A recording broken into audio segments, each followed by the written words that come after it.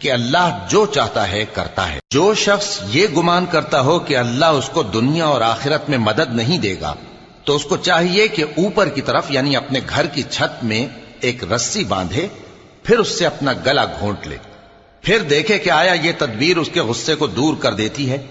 और इसी तरह हमने इस कुरान को उतारा जिसकी तमाम बातें खुली हुई हैं। और ये याद रखो कि अल्लाह जिसको चाहता है हिदायत देता है।